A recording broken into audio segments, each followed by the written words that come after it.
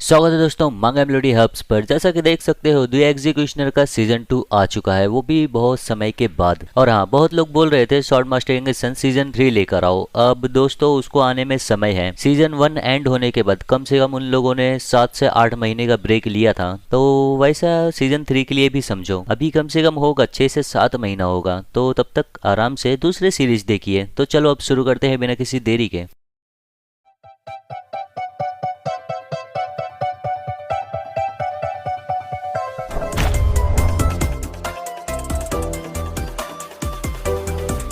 अभी हम देख रहे हैं मीडियस बार बार वक्त को पीछे घुमाया और थर्ड जनरेशन इक्वालिटी के खिलाफ इस वॉर का खुद डिजाइन किया। मियानजी, एलटी रागो, कारफेगर, लिपुस और उटोरिटी। मीडियस बोलती है मैं ऐसा भविष्य तय करूंगी जिसमें हम जीते और हम लोग बहुत करीब भी हैं। म्यूटो बोलती है तुमने बहुत मेहनत किया है। इस समय सीओ गैंग्यू लड़ रहा है केनिस और गाटो से। मास्टर कहीं पे भी दिख नहीं रही है। इडोपिया बोलता है क्या स्ट्रेटेजी ये है कि उनका स्टेमिना पूरी तरह से खत्म होने के बाद ही सामने आए। मीडियस बोलती है मैंने ऐसा भविष्य बनाया है जिसमें हीरोज का स्टेमिना कम से कम कंज्यूम हो। प्रूफ को देखते हुए बोलती है मैं फिर से समय घुमाऊंगी पीछे। प्रूफ बोलता है क्या सीओ गैंग्यू का लड़ाई सही जा रहा है। मीडियस बोलती है खैर उसके लिए तो क्या कोई जरूरत भी है हमें उसका चिंता करने का। हम देखते हैं गैंग्यू को जो लगातार मारे जा रहा है गाटो को। गाटो गैंग्यू के खिलाफ कुछ भी कर नहीं पा रही है। गैंग्यू का पावर लेवल अप हुआ है लेकिन अभी भी थोड़ा बाकी है। गाटो बहुत दर्द में रहती है। गैंग्यू चार्ज करता है अपने पंच को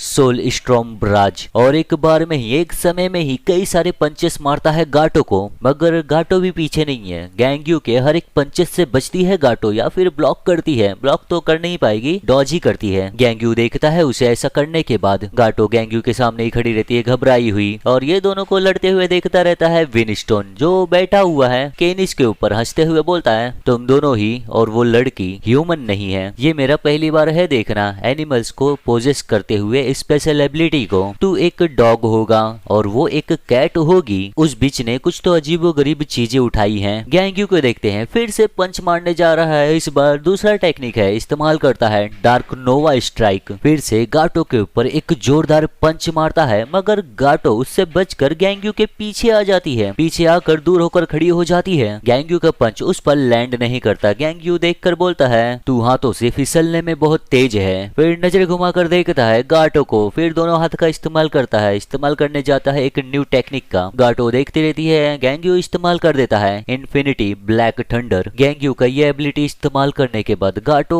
पैक हो जाती है। मेरा मतलब गैंग्यू के एबिलिटी में वो बंद हो जाती है। एक 4 कोन बॉक्स जैसा बन जाता है। ये देख कर किंगस्टोन बोलता है क्या तू उसे अंधेरे में कैद करने की कोशिश कर रहा है और उसे पूरी तरह उड़ा देने का। ये अच्छा आइडिया है लेकिन हम देखते हैं गैंग्यू को जो बहुत ही तेजी से बढ़ गया है पंच मारने के लिए उस ब्लैक थंडर बॉक्स के ऊपर। जैसे ही बॉक्स पर पंच मारता है गाटो उस बॉक्स में से निकल जाती है, उसमें से स्लिप होकर बाहर आ जाती है। गैंग्यू उसे मार नहीं पाता। किंगस्टोन देखकर बोलता है कैट्स आजादी से घूम सकती है अंधेरे में। गाटो उस एबिलिटी से निकलने के बाद तुरंत ही अपने क्लॉस से अटैक कर देती है गैंग्यू के ऊपर और वो अटैक लगता भी है। गाटो अटैक करने के बाद वहीं पर रहती है, देखती है गैंग्यू को। गैंग्यू वहीं पर खड़ा रहता है और गैंग्यू का इसके बाद गुस्सा बढ़ चुका है। गैंग्यू का गुस्सा देखकर किंगस्टोन बोलता है ओ तो तू अब गुस्सा है। गैंग्यू को एहसास हो जाता है। गैंग्यू वैसे ही खड़े रहता है, कुछ भी करता नहीं है। गाटो उसके सामने ही खड़ी रहती है, तैयार रहती है अटैक झेलने के लिए। गैंग्यू पूरी तरह खुद को शांत कर लिया है। किंगस्टोन देखकर बोलता है तू खुद को शांत भी कर लिया इतनी जल्दी। सीओ गैंग्यू उसे पकड़ने और मारने की कोशिश मत कर। क्या तूने कभी देखा है कैट्स को आसानी से पकड़े जाते हुए। एनर्जी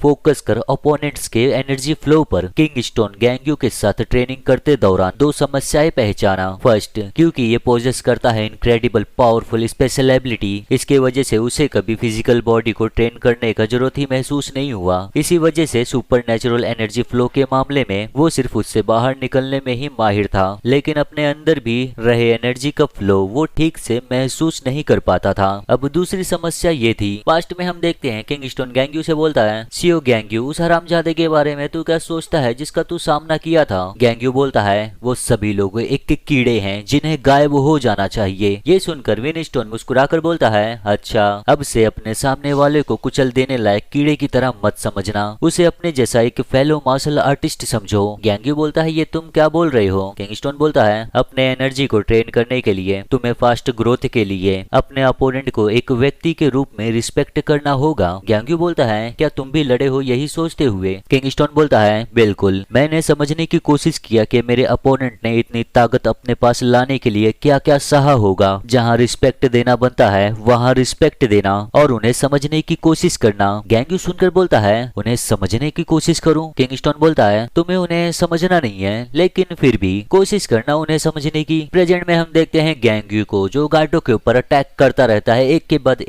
के बाद एक रुकता नहीं है। गैंग्यू लगातार हमला करता ही रहता है और गाटो गैंग्यू के सभी अटैक से बचती भी है, मगर उसे बहुत दिक्कत होता है। गैंग्यू लड़ते हुए सोचता है, समझू उन्हें, समझू क्या है ये, इन कचरे के टुकड़ों को मैं समझूंगा कैसे? यही सब सोचकर गैंग्यू का गुस्सा बढ़ते चले जाता है। चाहे जितना भी मैं इस चीज के ऊपर सोचूं, ये सब वही लोग हैं जो मौत के लायक हैं। गैंग्यू बहुत ही गौर से सोचना शुरू करता है। गैंग्यू को याद आते हैं मिल और मायल, फिर याद आता है प्रूफ जो हाथ में लिया रहता है मोरस के राख को। गैंग्यू उसे देखता है। फिर टीवी पे दिखाया जाता है टोमोकी को, जिसे डेथ सेंटेंस दिया जाता है उसके क्राइम की वजह से। गैंग्यू भी देखता है टीवी पे और उसकी बहन बगल में रहती है टोमे। उसकी बहन को देखकर बोलती है वो रोते हुए, जब हम लोग छोटे थे अगर मैं कहीं पर गिर जाऊं तो वो इस तरह से भाग कर आती थी जैसे कि दर्द उसे हो रहा है, वो इस तरह से क्यों बन गई? गैंग्यू उसे देखता रहता है और फिर उसे याद आती है रोजा, इक्वालिटी की टीम लीडर। रोजा को देखकर उसे बहुत कुछ चीजें समझ में आ जाता है, बहुत सारी चीजें गैंग्यू याद करता है और उसे एहसास होता है और वो समझ जाता है। हम देखते हैं प्रेजेंट में गाटो अटैक करने के लिए बढ़ गई है गैंग्यू की तरफ और इस बार गैंग्यू को कुछ अलग दिखाई देता है। गाटो में गैंग्यू को दिखाई देता है कैट्स के 7 लाइफ। गाटो के पास 7 जिंदगी रहता है क्योंकि गाटो खुद एक बिल्ली है और बिल्ली के 7 जिंदगी होता है, यही दिखाई देता है गैंग्यू को। गैंग्यू समझ जाता है और इसके बाद अब गैंग्यू एक अटैक करता है गाटो के ऊपर। गाटो देखकर चौंक जाती है। अटैक करने के बाद एक बहुत बड़ा धमाका सा होता है। उस अटैक के बाद गाटो का आधा शरीर पूरा गायब हो जाता है। गाटो समझ नहीं पाती ये क्या हुआ अचानक से। किंगस्टोन देखकर खुद हैरान रहता है। गाटो खुद को तुरंत ही रेजरेक्ट करने जाती है, सोचती है मेरा एक जिंदगी अभी अभी इस्तेमाल हो गया है, मुझे जल्दी करना होगा और खुद को रेजरेक्ट करना होगा। रेजरेक्ट करने ही जाती है, उतने में ही सामने देखती है तो गैंग्यू एक और अटैक कर देता है और गाटो रेजरेक्ट हो नहीं पाती। सोचती है हाँ मैं रेजरेक्ट क्यों नहीं हो पा रही हूँ। और ये सब देखकर किंगस्टोन क्लैप करता है गैंग्यू के लिए, बोलता है बधाई हो गैंग्यू, तुमने कुछ कदम आगे बढ़ाए हैं और वो कदम छोटे नहीं बड़े हैं। अब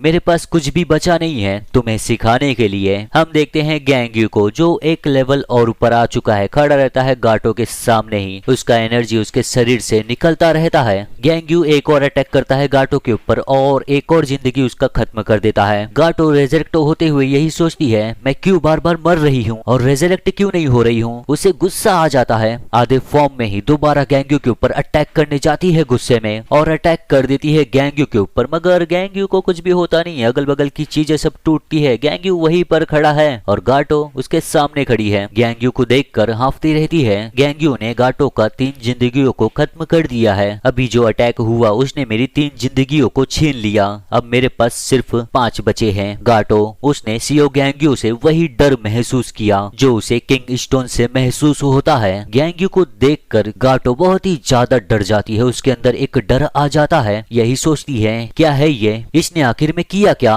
फिर गैंग्यू किंगस्टोन को बोलता है किंगस्टोन केनिस को छोड़ दो, हो गया बहुत। किंगस्टोन केनिस से उठते हुए बोलता है तो मैं छोड़ देता हूँ। केनिस को देखकर बोलता है तूने उसे सुना ना, अब जा तू। केनिस विनस्टोन को कुछ भी नहीं बोलता, जाता है गाटो के पीछे खड़ा हो जाता है। दोनों जन एक पल के लिए खड़े होकर देखते हैं गैंग्यू को। गैंग्यू बोलता है इससे पहले मैं तुम दोनों को मार दूं, एक चीज है जो मैं पूछना चाहता हूँ, उस पागल लड़की के लिए इतना दूर तक क्यों जाना। ये सुनकर गाटो को गुस्सा आता है, चिल्लाकर बोलती है वो पागल लड़की। उतने में ही केनिस बोलता है गाटो शांत हो जाओ। गैंग्यू से बोलता है तुम्हें इतना जिज्ञासा क्यों है। गैंग्यू बोलता है शायद तू इसे बोल सकता है मेरा दिल थोड़ा बदल गया। इसके आगे केनिस ज्यादा कुछ सवाल नहीं करता, बस बताता है हम लोग जन्म लिए थे सुपर नेचुरल एबिलिटी के साथ बीस्ट फॉर्म में, मेरे शकल के वजह से मुझे मेरे झुंड ने ठुकरा दिया था। उसके बाद ह्यूमंस ने मुझे पकड़ लिया और मुझ पर कई बायोलॉजिकल एक्सपेरिमेंट और टॉर्चर किया गया। हमें बचाने वाली थी सिंका। ये दोनों कैद रहते हैं, तभी सिंका अपना पोर्टल खोलकर आती है दोनों के सामने। दोनों जन सिंका को देखकर बहुत ही ज्यादा डर जाते हैं। सिंका देखकर बोलती है, मुझे पता था, मेरे अलावा भी यहाँ पर बहुत सारे टेस्ट सब्जेक्ट हैं। मुस्कुराकर बोलती है,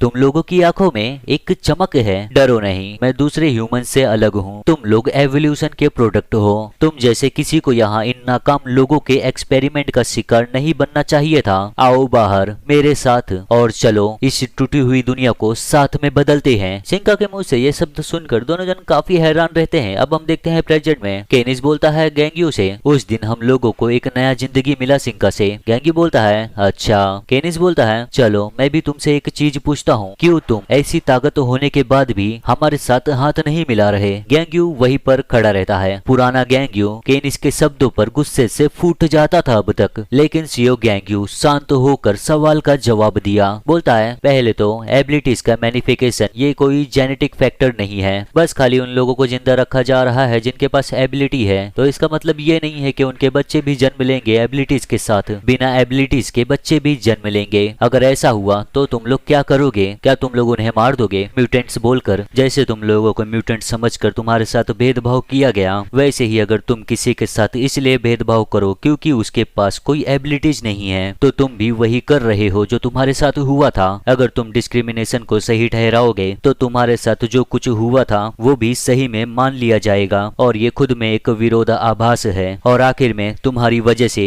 मेरा एक बहुत ही कीमती इंसान मर गया है। केनिस बोलता है, अब इसमें कुछ कर नहीं सकते थे, एक बलिदान तो चाहिए था बेहतर दुनिया बनाने के लिए। गैंग्यू बोलता है, अगर तुम लोग इस नजरिए से देखोगे जैसा मैं बार बार कह रहा हूँ, तो तुम्हारे साथ जो हुआ उसे भी किसी और के लिए बलि दिया गया कहकर सही ठहराया जा सकता है। ये सब सुनने के बाद दोनों की बोलती बंद हो जाती है, कुछ बोल नहीं पाते। ये सब सुनकर किंगस्टोन सोचता है, ये खुद को बहुत ही अच्छी तरह से शांत रख पा रहा है। हाँ, यही सीओ गैंग्यू, अच्छे से याद रखना, गुस्सा एक ऐसी भावना है जो तुम्हारी ताकत को तोड़ देता है। हालांकि जिस चीज का मुझे चिंता है वो क्या ये इसी तरह से खुद को शांत रख पाएगा उस लड़के को देखने के बाद। गैंग्यू वहीं पर खड़ा रहता है, बोलता है, अब क्या तुम लोगों का जिज्ञासा शांत हुआ? केनिस बोलता है, मैं समझता हूँ कि इसमें विद्रोहाभास है, लेकिन ये दुनिया खुद भी विरोधाभासन से भरा हुआ है, इसीलिए हम सिंका का साथ देंगे। ये सुनकर गैंग्यू अपने कैप को अच्छे से फिट करता है, बोलता है, अच्छा तो फिर मैं अब शुरू करता हूँ एग्जीक्यूशन, और अपने हाथों को चार्ज करता है एनर्जी से। केनिस बोलता है गाटो को। गाटो सुनती है। केनिस बोलता है, देखकर ओपनिंग के लिए देखना और भागना, तुम्हें जिंदा रहना होगा और सिंका तक। इतना बोलता ही है, उतने में ही गैंग्यू आकर उसके सीने में ही एक जोरदार पंच मार देता है, और उस पंच के इम्पैक्ट से केनिस को बहुत ही ज्यादा दर्द का एहसास होता है। उसके मुंह से खून निकल जाता है। उतने में ही गैंग्यू दोनों हाथों से पंच मारने जाता है, और एक के बाद एक लगातार केनिस के ऊपर पंच मारते चले जाता है। केनिस कुछ भी कर नहीं पाता, उसमें केनिस को ब्लॉक करने तक का मौका नहीं मिलता। ये देखकर, केनिस को देखकर गाटो खुद को रोक नहीं पाती, तुरंत ही बढ़ती है गैंग्यू के ऊपर हमला करने के लिए, मगर गैंग्यू के पंचेस का शिकार वो खुद हो जाती है। गैंग्यू पंच मारते चले जाता है और दोनों ही रोक नहीं पाते, दोनों वहीं पर बस खड़े रह जाते हैं। गैंग्यू मारता ही रहता है। ये देखकर किंगस्टोन मुस्कुराता है, ओ सच में कमाल का। गैंग्यू अटैक करता रहता है दोनों के ऊपर बिना रुके हुए, और किंगस्टोन गैंग्यू को लड़ते हुए देखता है तो उसके नजरों के सामने, मेरा मतलब उसको याद आता है एक चेहरा। उस चेहरे को याद करके सोचता है, सीओ गैंग्यू, अगर ये तुम हो तो शायद तुम मुझे उस लड़ाई के वो जज्बात दोबारा महसूस करा सकते हो।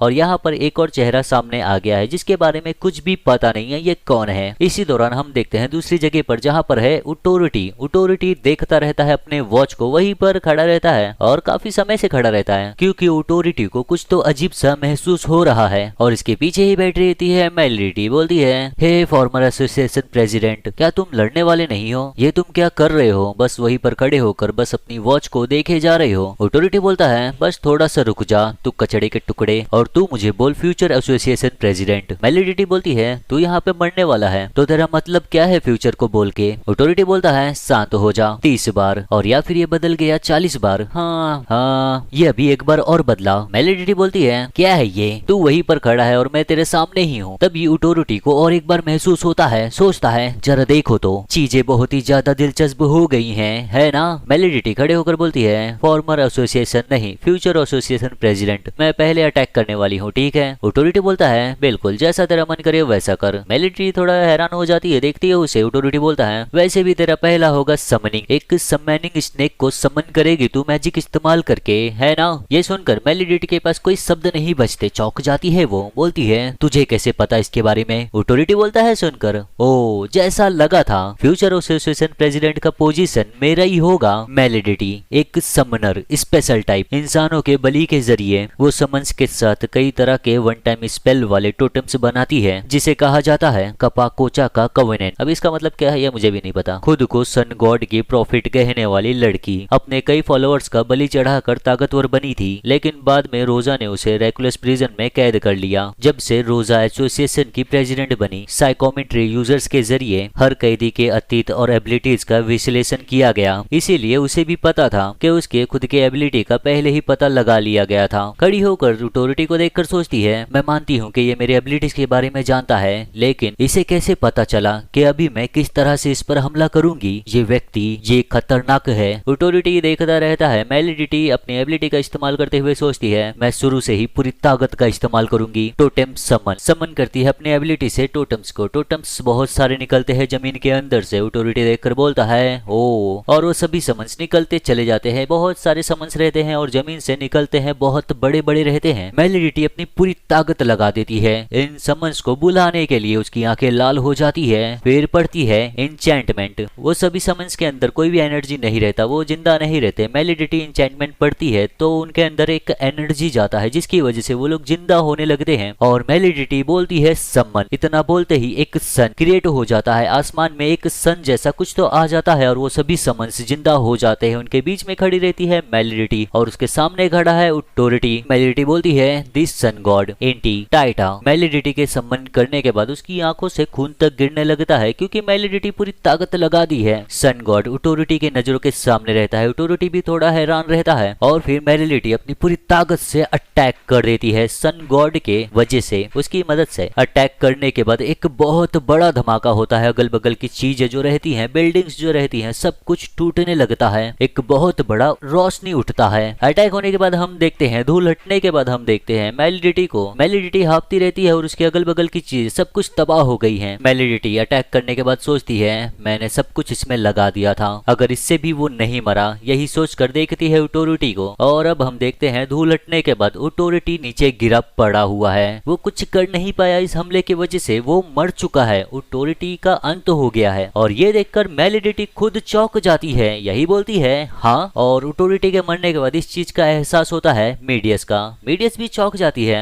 हाँ बोलती है क्या है ये। म्यूटो बोलती है प्रेसिडेंट क्या हो गया। मीडियस बोलती है ओ वो ऑटोरिटी मर चुका है लड़ते हुए। ये सुनकर म्यूट और प्रूफ दोनों जन चौंक जाते हैं। प्रूफ बोलता है क्या। एंडोपिया बोलता है क्या ये सच है, कोई भी सिग्नल तो आया नहीं। मीडियस बोलती है क्या है ये कैसे हो गया। मैंने फ्यूचर का अच्छे से अंदाजा लगाया था, फ्यूचर बदल गया, ऐसा पहले कभी हुआ नहीं है। प्रूफ बोलता है पहले समय को पीछे करते हैं फिर सोचते हैं। मीडियस बोलती है ठीक है। सोचती है अपनी एबिलिटी का इस्तेमाल करते हुए आखिर में हो क्या रहा है, और फिर अपनी एबिलिटी का इस्तेमाल कर देती है। टाइम को फिर से रिवाइंड कर देती है उस जगह पर जहाँ पर ऑटोरिटी जिंदा हो जाता है, जब वो आसमान में देखता रहता है चौंका हुआ। और मेलिडिटी उसे इस तरह से देखकर बोलती है हे फॉर्मर प्रेसिडेंट, क्या तू लड़ेगा नहीं। इस पूरे समय के दौरान अपनी वॉच को देखते हुए वहाँ पर खड़े खड़े तू कर क्या रहा है। और ऑटोरिटी फिर से जिंदा होने के बाद मुस्कुरा कर बोलता है ओ जैसा मुझे लगा था मैं सही हूँ। एक वक्त के बाद ऑटोरिटी को बार बार डेजा वू जैसी चीजें महसूस होने लगा।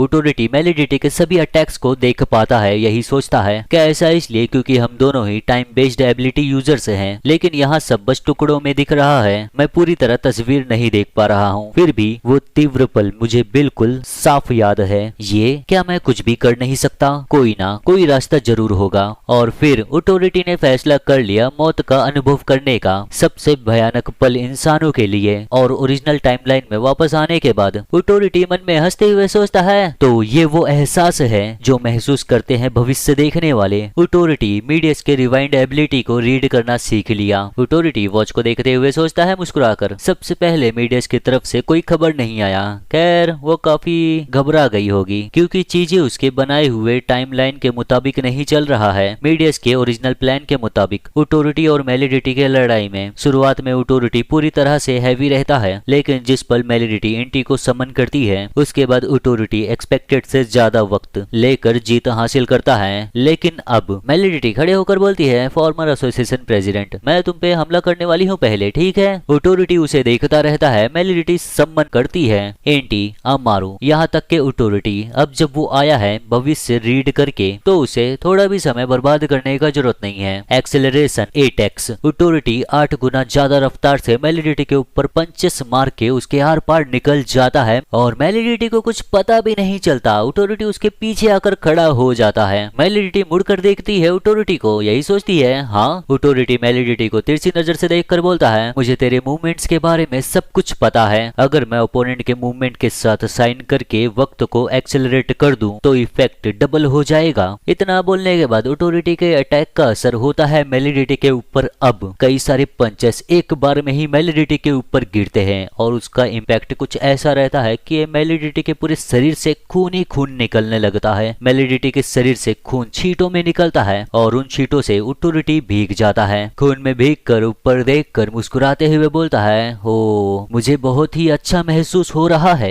ऐसा महसूस हो रहा है जैसे कि मेरे ब्रेन सेल्स एक्सेलरेट हो रहे हैं। उसके बाद ऑथोरिटी वॉच को देखते हुए खड़े हो जाता है। सोचता है चलो देखते हैं, चलो देखते हैं, मुझे जल्दी ही कॉल आने वाला होगा। एक फ्यूचर में उस किड ने डिसाइड किया था कि फाइट का अंत इस समय तक होगा। इतने में ही मीडियस का कॉल आ जाता है। बोलती है, ऑथोरिटी क्या कुछ अजीब सा हुआ है? ऑथोरिटी सोचता है जैसा मुझे लगा था, एक सवाल बदल गया है, लेकिन क्योंकि ये सवाल वो नहीं था जो उसने ओरिजिनली पूछा था, इसीलिए मैं उसे जवाब सुनने दूंगा। बोलता है कुछ अजीब सा, ये तुम क्या बोल रही हो? मीडियस बहुत ही ज्यादा सोच में रहती है कि क्या हो रहा है। बोलती है नहीं कुछ नहीं। ऑथोरिटी क्या कहीं पर तुम्हें चोट आई है? ऑथोरिटी मेलिडिटी को देखकर बोलता है, ओ ये लड़की अंत में मेरी सोच से ज्यादा खतरनाक निकली, बहुत सारी टेक्निक्स छुपा रही थी, इसकी वजह से मैंने काफी समय बर्बाद किया है, तो अब मैं कहाँ जाऊँ? मीडियस बोलती है, हम लोग सिचुएशन पर नजर रखते हैं और तुम्हें उस हीरो तक भेजते हैं जिसे तुम्हारी जरूरत है। ऑथोरिटी बोलता है ठीक है मैं समझ गया, मैं यहीं पर रहता हूँ। मीडियस बोलती है हाँ धन्यवाद। कॉल कटने के बाद ऑथोरिटी हंसता रहता है। बोलता है पूछ रही थी जैसे कुछ हुआ था। बिल्कुल कुछ तो हुआ था,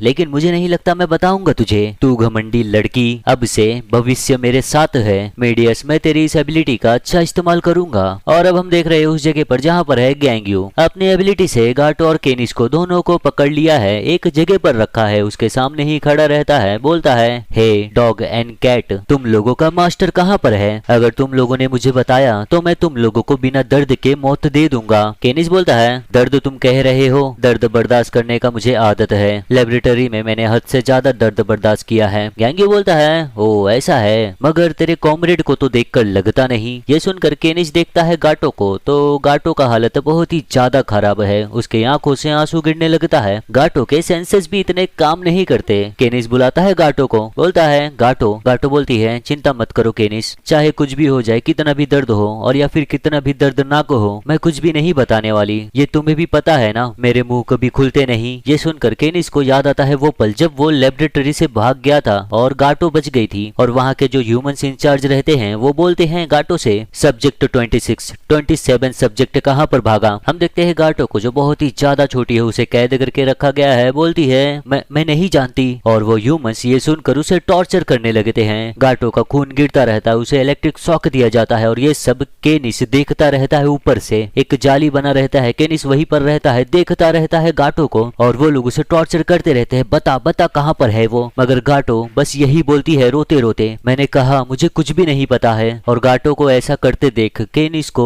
बर्दाश्त नहीं होता, वो जाली को नीचे फेंक देता है और नीचे आ जाता है। वो उसे देखकर ह्यूमंस उसे भी पकड़ लेते हैं और फिर उसे भी टॉर्चर करते हैं। कुछ समय के बाद हम देखते हैं गाटो केनिस से बोलती है केनिस तुम वापस क्यों आ गए? केनिस बोलता है मैं बस तुम्हें ऐसे ही अकेला तो पीछे छोड़ नहीं सकता था। गाटो बोलती है अगर कोई हमें साथ में यहाँ से निकाल ले तो फिर चाहे वो कैसा भी व्यक्ति हो, मैं उसे मेरी पूरी जिंदगी सर्व करूंगी। ये सुनकर केनिस गाटो को देखता ही रह जाता है और ऐसे ही समय बीतते चले जाता है। फिर एक समय वो आता है जब ये लोग बड़े हो जाते हैं और एक पोर्टल खुलता है इनके सामने। पोर्टल में से आती है सिंका, अपना हाथ दोनों की तरफ बढ़ाती है इन्हें आजाद करने के लिए। पोर्टल के जरिए इन्हें बाहर की दुनिया में लेकर जाती है। बाहर आकर दोनों जन की नजरें खुली की खुली रह जाती है सनसेट को देखकर। फिर उस पोर्टल से बाहर आती है सिंका, दोनों जन मुड़कर देखते हैं सिंका को। सिंका मुस्कुराकर बोलती है अब से मैं तुम लोगों की मास्टर हूँ, मेरे साथ हमेशा के लिए रहो और मेरी वफादारी करो। प्रेजेंट में हम देखते हैं केनिस बोलता है गैंग्यू से सिंका मेरी फर्स्ट मास्टर है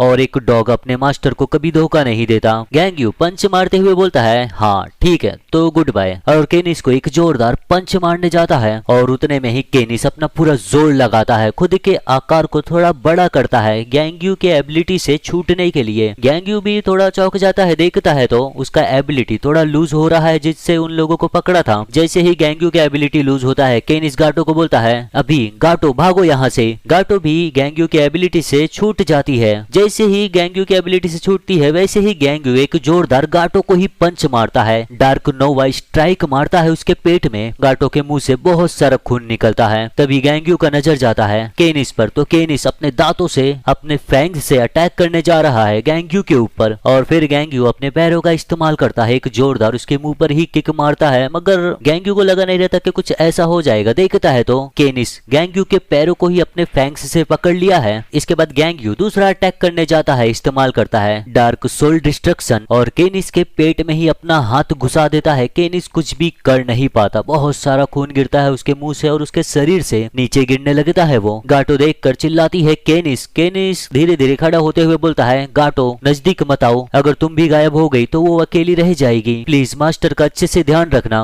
गाटो ये सुनकर कुछ भी बोल नहीं पाती। इसके बाद वो भागना शुरू करती है खुद की जान बचाने के लिए और भागना शुरू कर देती है। गैंग्यू उसे देखता है भागते हुए, अपनी एबिलिटी का फिर से इस्तेमाल करता है भागने के लिए, उसे पकड़ने के लिए। जैसे ही भागने वाला रहता है उसे फिर से कुछ एहसास होता है, देखता है केनिस को, तो केनिस उसके पैरों को फिर से अपने फैंग से पकड़ लिया है ताकि गाटो भाग सके। गैंग्यू फिर भूल जाता है कि मुझे भागना है। केनिस को बोलता है जो इंसान किसी अपने इतने कीमती व्यक्ति को बचाने की कोशिश कर रहा हो वो किसी और के कीमती इंसान को छीन लेने पर जरा भी बुरा कैसे महसूस कर सकता है। अपना एबिलिटी का इस्तेमाल करता है, एबिलिटी का नाम मुझे पता नहीं मगर इस्तेमाल करता है, बोलता है मैं गुस्से से भर चुका हूँ, अब तू मर। और फिर गैंग्यू केनिस को मार देता है। मारने के बाद हम देखते हैं तो केनिस के शरीर में बड़े बड़े 3 से 4 गड्ढे हो गए हैं और वो नीचे लेटा हुआ है। उसके सामने खड़ा है गैंग्यू। केनिस अपनी आंखें बंद कर चुका है और केनिस को गौर से देखता रहता है घूर घूर के गैंग्यू। फिर गैंग्यू के पास किंग स्टोन आते हुए बोलता है ओह इनमें से कोई एक भाग गया,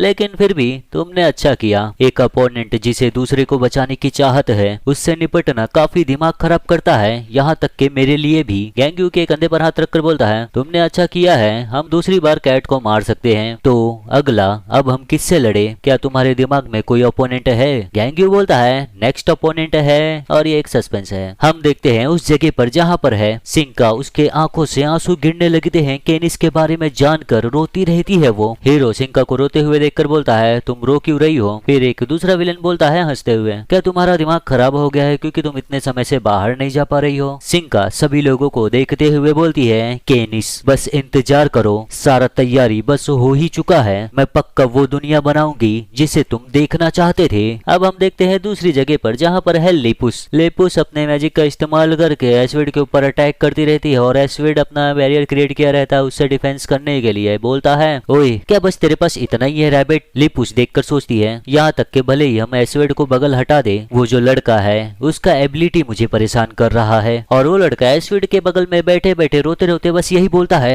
मुझे डर लग रहा है, मुझे डर लग रहा है। लेपुस उसे देखकर सोचती है मीडियस क्या सोच रही थी, मुझे इस छोटे लड़के से लड़ने के लिए भेजी। हम देखते हैं मीडियस को, बोलती है ऐसा लगता है ऑटोरिटी के साइड वाले प्लान्ड फ्यूचर की तरफ लौट आए हैं। इडोपिया पूछता है लेकिन क्या सच में ऑटोरिटी एक बार मरा? एक आदमी जो उस एरा का एसोसिएशन प्रेसिडेंट था। प्रूफ बोलता है शायद ऐसा इसलिए क्योंकि वो बुढ़ा हो गया है। मीडियस बोलती है ऐसा पहले कभी हुआ नहीं, मुझे पक्का नहीं पता कि वो वेरिएबल कहाँ दिखाई दिया। प्रूफ बोलता है अगर कोई एक पावरफुल फोर्स इस्तेमाल होता है तो क्या फ्यूचर धीरे धीरे शिफ्ट होता है? मीडियस सुनकर बोलती है एक पावरफुल एबिलिटी जो टाइमलाइन पर इफेक्ट करे, इससे समझ में आता है तो मुझे ल्यूपुस पर थोड़ा ध्यान देना होगा। ये सुनकर इडोपिया बोलता है क्या ल्यूपुस एक शांतिवादी नहीं है जो अपने स्ट्रेंथ को छुपाती है? प्रूफ बोलता है क्या इससे ज्यादा जरूरी सीओ गैंग्यू को देखना नहीं है? मीडियस बोलती है शायद सीओ गैंग्यू अभी भी हुआंग सांगवांग के साथ होने वाली मुलाकात को ध्यान में रखे हुए है, इसीलिए वो प्रिजन बैटल के मुकाबले अपनी पावर्स को इस समय ज्यादा काबू कर रहा है। फिलहाल अब लीपुस के लड़ाई के नतीजे पर ध्यान देते हैं जल्दी ही लीपुस। और अब हम देखते हैं लीपुस को, वो अपने छोटे मोटे अटैक करती रहती है एसविड के ऊपर, यही सोचती रहती है कैसे मैं उसे सुरक्षित पकड़ूं। एसविड लीपुस के सभी अटैक को ब्लॉक करते हुए बोलता है ऐसे ही आने दे तू पागल रैबिट। और वही एसविड के बगल में वो लड़का यही बोलता रहता है मैं डरा हुआ हूँ, मैं डरा हुआ हूँ। लीपुस को देखता है तो यही बोलता है देखते हुए मुझे डर लग रहा है। और ये लड़का है पैकेन्यू, स्पेशल क्लास। मीडियस बोलती है लिपुस को लेकर, लिपुस अपनी जिंदगी में पहली बार किसी को मारेगी। वैसे इसमें ये लिखा है कि मैं किसी को मारूंगी, ये लिपुस बोलती है या मीडियस ये नहीं पता, लेकिन ऐसा लगता है लिपुस किसी को पहली बार मारेगी। लिपुस अटैक करती है, समन करती है बाइंडिंग डॉल्स, डॉल्स से अटैक कर देती है एस्विड के ऊपर और वो डॉल्स बोलती रहती हैं I love you, I love you. और एस्विड सभी डॉल्स को अपने मैजिक बैरियर से ब्लॉक करता है और चिढ़ गया रहता है, बोलता है गुस्से से, ओए रैबिट क्या तू यहाँ पर खेल रही है? तुझे क्या लगता है तू ऐसा करके इन सब चीजों से हरा सकती है? कुछ तो कोशिश कर, अपने अटैक में थोड़ा दम लगा। लिपुस के अटैक जानलेवा नहीं थे। इसका एक कारण ये था कि वो शांतिवादी है, लेकिन उससे भी बड़ा कारण था पैकेन्यू। पैकेन्यू एक स्पेशल क्लास है, वो बच्चा जो बुलाता है मौत को। अगर कोई एक चीज होता जो इसे दूसरे बच्चों से अलग बनाती है, हम देखते हैं एक चूहे को जो मर चुका है। पैकेन्यू के फ्रेंड्स वही देखते हैं चूहे को, बोलते हैं एक मरा हुआ चूहा कितना गंदा है। दूसरा बोलता है क्या हम इसे जला दे? पहला बोलता है भूल जाओ ये गंदा है, और वही पीछे खड़ा रहता है। पैकेन्यू देखता रहता है घबराया हुआ, और वो दोनों बच्चे फिर पैकेन्यू को देखते हैं। पैकेन्यू को देखकर बोलते हैं क्या हो गया पैकेन्यू? पैकेन्यू उस मरे हुए चूहे को बहुत ही ज्यादा देखकर घबराया हुआ रहता है और वैसे ही उल्टी कर देता है। पैकेन्यू का दोस्त देखकर बोलता है पैकेन्यू वॉमिट कर दिया, कितना गंदा। ये वो एक ऐसा बच्चा था जो मौत से बहुत ही ज्यादा डरता था, जिस वजह से पैकेन्यू का एबिलिटी जागा। वो उसके ग्रैंड मदर का फ्यूनरल था। पैकेन्यू ने अपने पेरेंट्स के साथ अपने ग्रैंड मदर का दाह संस्कार देखा। पैकेन्यू के ग्रैंड मदर को जला दिया जाता है और उसके अस्थियों को एक डब्बे में रख दिया जाता है। पैकेन्यू खड़े होकर देखता है अस्थियों को, और उन अस्थियों को देखकर पैकेन्यू डर जाता है एकदम। वो मौत से बहुत ही ज्यादा डरता है। कुछ समय के बाद हम देखते हैं पैकेन्यू के मदर एंड फादर बात करते रहते हैं आपस में। पैकेन्यू की मदर बोलती है हनी क्या तुम्हें लगता है पैकेन्यू ठीक होगा? उसका फादर बोलता है उसे सोचना होगा मौत को लेकर, इस उम्र में वो मिडिल स्कूल में 3rd ईयर है, वो अब कोई छोटा बच्चा नहीं है ना? हम देखते हैं पैकेन्यू के कमरे में, उसके कमरे में से यही आवाज आता रहता है मुझे डर लग रहा है, मुझे डर लग रहा है। पैकेन्यू अपने बिस्तर पर लेटा रहता है, तकिए को पकड़कर यही बोलता है ग्रैंड मदर जो मेरे साथ हमेशा अच्छे से बर्ताव करती थी और मुझे इतना प्यार करती थी, ये सोचने वाली बात है ग्रैंड मदर को एक ऐसी जगह पर रखा गया है। क्या ऐसा मेरे साथ भी होगा जब मैं मर जाऊंगा? और यहीं पर पैकेन्यू का एबिलिटी जागता है। पैकेन्यू यही बोलता है मुझे डर लग रहा है। पैकेन्यू बिस्तर पर रोते रहता है, उसके शरीर में से एक एनर्जी निकलने लगता है, डेडली एनर्जी। पैकेन्यू यही बोलता है मुझे डर लग रहा है। फिर पैकेन्यू के मॉम डैड आते हैं पैकेन्यू के कमरे में, उसे देखते हैं। पैकेन्यू को देखकर घबरा जाते हैं। पैकेन्यू देखकर बोलता है मॉम डैड ये क्या है? पैकेन्यू को ऐसा देखकर दोनों जन पैकेन्यू के करीब आते हैं। उसकी मदर पहले आती है, बोलती है यही पैकेन्यू क्या हो रहा है? पैकेन्यू को उठाने जाती है और वैसे ही वो एनर्जी उसके मदर एंड फादर एब्जॉर्व कर लेते हैं। एब्जॉर्व करते ही तुरंत ही नीचे गिर जाते हैं, जगह पर वो मर जाते हैं। और पैकेन्यू अब देखता है अपनी मदर एंड फादर को मरे हुए, वो और भी ज्यादा डर जाता है, इतना ज्यादा कि उसका एनर्जी फैलने लगता है चारों तरफ। और इस रात इसके पेरेंट्स के मौत की वजह से उसका पावर आउट ऑफ कंट्रोल हो गया, वो सब जगह फैल गया और यहाँ तक कि सिटी में भी सब लोग मारे गए पैकेन्यू के पावर की वजह से। इसके बाद हब आता है और ऐसे हालात का अंत करता है। पैकेन्यू को भी डाल दिया जाता है रेकुलस प्रिजन में, एक ऐसा एबिलिटी जो एक्सट्रीम फियर होने पर कांटेक्ट के वक्त मुंह से एक डेडली ऑरा छोड़ता है। पैकेन्यू के कैद होने के बाद पैकेन्यू को इंटेंसिव साइकोलॉजिकल और मेंटल ट्रीटमेंट दिया गया। अब हम देखते हैं प्रेजेंट में। लिपुस बोलती है अटैक करते हुए पैकेन्यू वहां से हट जाओ और मेरे पीछे आकर छुप जाओ, तुम्हें जबरदस्ती अल्फा वर्ल्ड से जोड़ा गया है ना? तुम जैसा कोई डरपोक ऐसे खतरनाक योजना में क्यों होगा? पैकेन्यू ये सब सुनकर बोलता है ये सच है, मैं इनके पीछे आया क्योंकि मेरे पास कहीं और जाने के लिए था नहीं। सिंका और एस्विड और बाकी के सभी लोग मेरे से अच्छे से पेश आए, मैं उन्हें धोखा नहीं दे सकता। लिपुस बोलती है बिल्कुल वो लोग अच्छे से पेश आएंगे क्योंकि वो लोग तुम्हारी एबिलिटी को मैनिफेस्ट होने नहीं देना चाहते, जल्दी करो और हमसे जुड़ जाओ। पैकेन्यू बोलता है लेकिन अगर मैं पकड़ा गया तो एक ना एक दिन मेरा भी एग्जीक्यूशन होगा,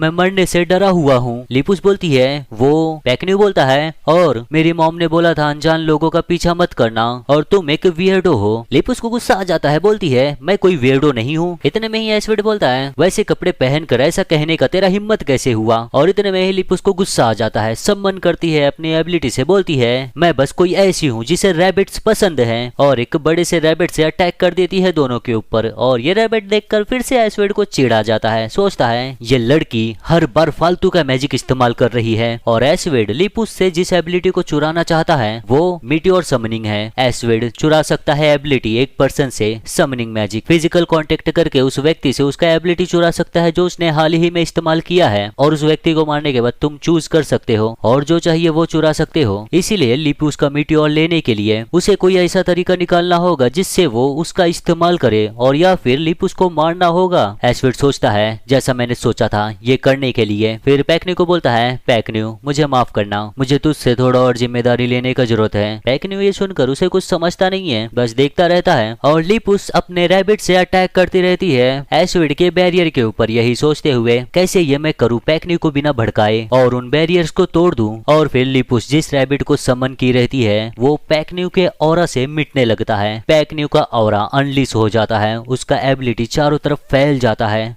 उसका ऑरा चारों तरफ फैल जाता है। पैकन्यू डर से चिल्लाता है, पैकन्यू के आंखों की पुतलियां गायब हो जाती है। लिपुस देखती है पैकन्यू को, बोलती है, पैकन्यू ये अचानक से ब्रजर के क्यों हो गया? और वैसे ही एस्विड का आवाज आता है, मैंने मेलिडिटी से मैजिक लिया था। हम देखते हैं एस्विड को जो उस ऑरा से बचने के लिए ऊपर आ जाता है, बैरियर क्रिएट किया रहता है और मेलिडिटी उसको एक मैजिक दी रहती है एस्विड को जिससे वो हेलुसिनेशन पैदा कर सके, और एस्विड यही इस्तेमाल कर रहा है। इस समय बोलता है ये समन्स प्लांट्स है जो हेलुसिनेशन पैदा करता है। इस समय जो पैकन्यू देख रहा है वो इससे बिल्कुल ही अलग होगा। पैकन्यू अपनी आंखें खोलकर सामने देखता है तो बहुत ही ज्यादा डर जाता है क्योंकि उसके सामने एक स्कल रहता है और उस स्कल का आकार बहुत ही बड़ा रहता है। पैकन्यू को यही दिख रहा है इस समय और पूरी तरह ब्रजर को हो गया है, उसका ऑरा चारों तरफ तेजी से फैलने लगता है। लिपुस कैसे भी करके बैरियर क्रिएट करके उसके ऑरा से बचती रहती है, यही सोचती है उसने आखिर में किया क्या। पैकन्यू चिल्लाता रहता है। लिपुस सोचती है इस स्केल का रैम्पेज ये बस खाली थर्ड बेसमेंट फ्लोर का लेवल नहीं है, ये ऐसा है जैसे कि फोर्थ और फिफ्थ बेसमेंट फ्लोर का हो। मैं क्या करूं, मैं इसे संभालू कैसे? लिपुस अपने मुंह पर हाथ रखी रहती है ताकि वो ऑरा उसके नाक के जरिए उसके अंदर ना जाए। लिपुस सोचती रहती है ऐसे समय पर मेरे टीचर क्या किए होते। और अब हम देखते हैं मैगो को, लिपुस के टीचर को। मैगो बोलता है, अच्छा तुम बोल रही हो तुम्हारी डॉटर समनिंग मैजिक सीखना चाहती है? लिपुस की मदर बोलती है, हाँ भले ही मैंने इसे बोला लेकिन इसने जिद कर लिया है। मैगो हंसने लगता है ये सुनकर। उतने में ही लिपुस बोलती है, हे बियर्डी। मैगो सुनकर बोलता है, हाँ। लिपुस बोलती है, आप कोई ऐसे हो जो जी रहे हो हमारे फैमिली के स्पॉन्सरशिप पे, मुझे सिखाओ। उसकी मदर उसे रोकती भी है मगर लिपुस रुकते नहीं है। मैगो ये सुनता है तो वो कुछ बोल ही नहीं पाता, उसे समझता ही नहीं है क्या बोलना चाहिए। लिपुस बोलती है, ये कोई रिक्वेस्ट नहीं है, ये एक ऑर्डर है। उसकी मदर उसे मारती भी है मगर लिपुस रुकती नहीं है। और ये लिपुस तब की है जब वो 12 साल की थी। लिपुस एक ही डॉटर थी रैबिट इंटरप्राइज के चेयरमैन की। दुनिया के टॉप 100 कंपनीज में से एक कंपनी का ओरिजिनल नाम कैलेडर था, लेकिन लिपुस के नखरे की वजह से उसे प्यार करने वाले चेयरमैन उसका नाम बदल कर रैबिट रख दिए। वो सच में एक पूरी तरह टॉम बॉयज यंग लेडी है। लिपुस बोलती है मैगो को, हे बियर्डी आप जवाब क्यों नहीं दे रहे? मैगो बोलता है हंसते हुए, हमारी यंग लेडी शक्तिशाली क्यों बनना चाहती हैं? लिपुस बोलती है, मैंने हाल ही में एनिमे देखा और उसमें जो हीरोज थे वो कितने कूल थे। मैगो बोलता है, अच्छा तो किस तरह की चीजें तुम सम्मन करने वाली हो? लिपुस बोलती है, मैं दिखाती हूँ। उतने में उसकी मदर बोलती है, ओ नहीं यहाँ पर नहीं। लिपुस का हाथ पकड़कर बोलती है, चलो कहीं पर और जाते हैं। और लिपुस की मदर को ऐसा करते देख मैगो को समझता नहीं है कि ऐसा क्यों, मगर जब वो देखता है लिपुस का समनिंग तो पूरी तरह चौंक जाता है क्योंकि लिपुस का एबिलिटी कोई साधारण एबिलिटी नहीं रहता, वो एक बड़े से मीटियोर को समन कर सकती है। मैगो सोचता है मीटियोर एक चाइल्ड समन कर रही है। ये बात छोड़ करके उस मीटियोर का शेप कैरेट जैसा था, ये कुछ ऐसा नहीं है कि कोई बच्चा ऐसा कर सके।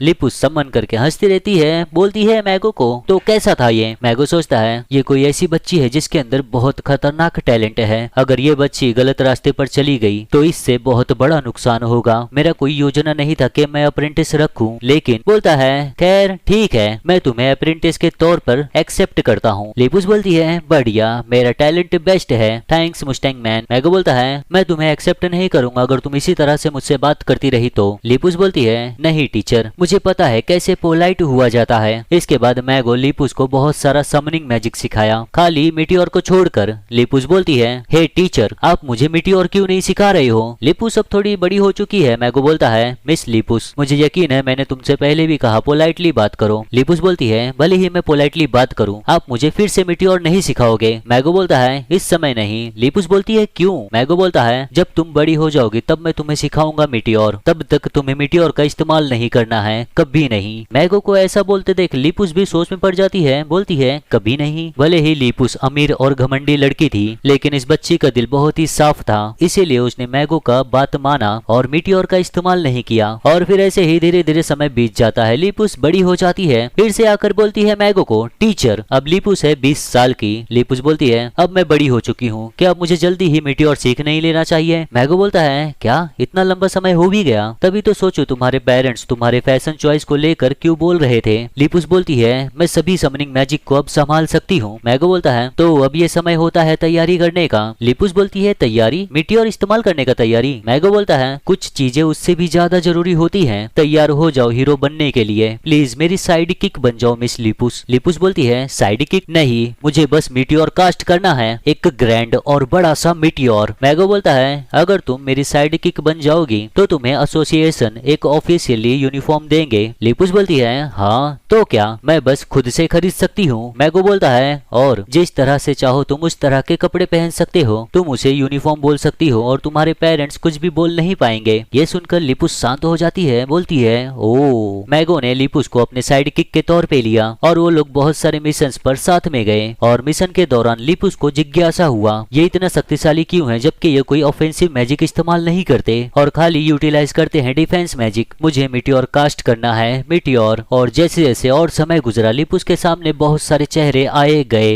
और फिर एक दिन लिपुस देखती है अपने मीटियोर को और एकदम ही चौंक जाती है, बोलती है ये मेरा मीटियोर। देखते ही हम तो लिपुस के मीटियोर की वजह से बहुत बड़ा तबाही हुआ है, सब कुछ तबाह हो गया है। इसकी वजह से लिपुस चौंक गई है। मैगो बोलता है पीछे से जितने भी लेसन तुमने मेरे साथ लिए हैं वो सब कुछ बेसिक समनिंग मैजिक था, क्योंकि तुम्हारा सॉलिड फाउंडेशन है, तुम्हारे टैलेंट के साथ कंबाइन करके उसका नतीजा इस स्केल का है। मिस लिपुस ऑफेंसिव मैजिक के फील्ड में तुम्हारा टैलेंट मुझे भी सरपास करता है। तुम्हारे पास टैलेंट सच में बहुत खतरनाक है, भविष्य में तुम इससे कई गुना ज्यादा शक्तिशाली बनोगी। लेकिन ये याद रखना वो जिनके पास ग्रेट पावर रहता है उनके पास ग्रेट सेंस ऑफ रिस्पॉन्सिबिलिटी भी होना चाहिए। मुबारक हो तुम्हारे ग्रेजुएशन पर मिस लिपुस, मैं आशा करता हूँ तुम एक ग्रेट हीरो बनो। इसके बाद हम देखते हैं ऑटोरिटी को। लिपुस आई रहती है ऑटोरिटी के पास। ऑटोरिटी बोलता है बधाई हो तुम एक हीरो बन गई हो लिपुस। और इस समय ऑटोरिटी सेकंड एसोसिएशन प्रेसिडेंट है। बोलता है आमतौर पर लोग शुरू करते हैं 5th टीयर से और मेहनत करके आगे बढ़ते हैं, लेकिन अब जब तुम टॉप अप्रेंटिस थी मैगो की तो तुम तुरंत ही 3rd टीयर हीरो से शुरू करोगी। लेकिन कुछ हीरोज अंदर ही अंदर असंतुष्ट हैं, इसीलिए इस मिशन में हिस्सा लो और रिजल्ट लाकर उन शिकायतों को शांत करो। तुम्हारा रोल एक हीरो को सपोर्ट करना होगा। तुम पहले मैगो की साइड किक थी तो सपोर्ट करने का आदत तुम्हें होगा ही, है ना? लिपुस बोलती है किसे मुझे सपोर्ट करना होगा?